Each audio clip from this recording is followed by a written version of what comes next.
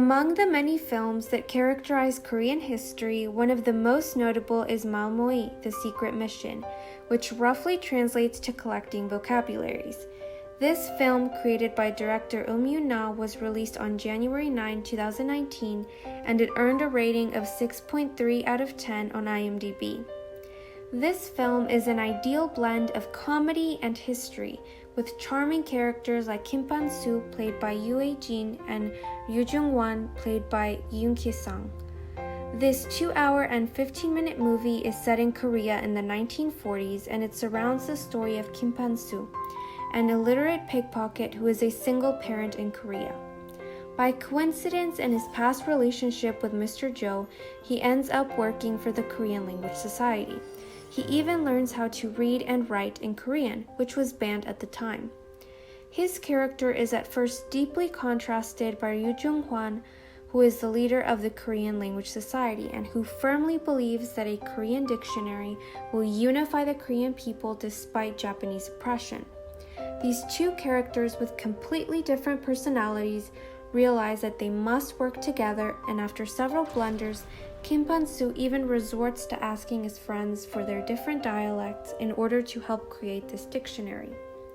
Historically, there were several drafts of the first Korean dictionary, which was called the Dictionary of the Korean Language, and the Hangul Society played a large role in finalizing the dictionary, even after many of those who worked on this dictionary were tried by the Japanese. In 1910, Korea was annexed by the Empire of Japan up until 1945, the end of World War II.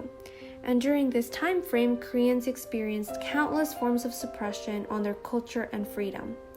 Schools, in particular, prohibited the teaching of the Korean language, and teachers, as shown in this film, conducted their classrooms in a militaristic manner, encouraging and ordering their students to show loyalty towards the Emperor of Japan. Children were forgetting their mother tongue, and because their parents were usually illiterate themselves, they never had the opportunity to learn how to read and write in Korean. Even films had to be in Japanese, and any text that was not written in Japanese was essentially destroyed. In this film, the Japanese did everything in their power to destroy the Malmoi because it was a text that, like Ryu Jung-hwan mentions, embodied the Korean spirit against the Japanese. The dictionary represented not only a form of recording and preserving the Korean language history, but also civil disobedience against their oppressors. Even their names were stripped away, and this becomes key in motivating Pan-soo to potentially sacrifice taking care of his own family for a greater purpose, the Malmoi. It was an intense sort of psychological cruelty, said Edwin O. Reischauer, the Harvard historian who was America's ambassador to Japan from 1961 to 1966. It still looms large in the Korean mind. Since under Japanese rule, freedom of speech was non-existent, human rights were taken away, and farmland was confiscated under various pretexts. Therefore, the dictionary correlated directly to literacy as it connected culture to language. The creation of this dictionary inspired Pan-soo to learn Hangul and prevent his language from dying out. As he learns how to read, he begins to see the world as if it had changed from black and white to a bright, colorful landscape. Literacy gives him a newfound confidence that he has the capacity to learn, and for many, the dictionary represented this hope that they could improve themselves and resist against the Japanese. Yet being a part of this community was no easy task. Many of those who participated in creating the dictionary or protested were imprisoned or killed.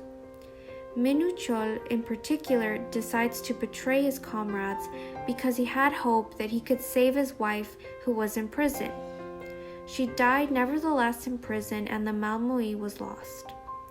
Fortunately, Mr. Jo, a truly dedicated person, managed to make a copy by hand of the dictionary, and so not everything was lost.